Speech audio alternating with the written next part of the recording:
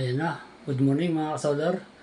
Ito, tapos din yung improvise ko ng aking automatic transfer switch. Ito kasing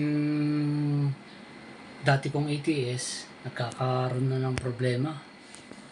Yan o. Ngayon, yung kulay green, yan yung supply. Yung pula, yan yung aking off-grid. Yung yellow, siyang aking grid tie. Pakita ko sa inyo na itong aking off-grid, ibababa ko yung switch para mag-transfer yung aking power. Ayan. Ayan siya, inop ko siya.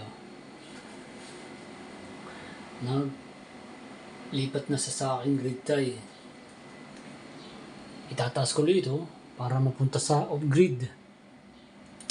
Ayun. Ayos mga ka-solar. Tapos na rin yung aking improvised ATS. Maraming salamat.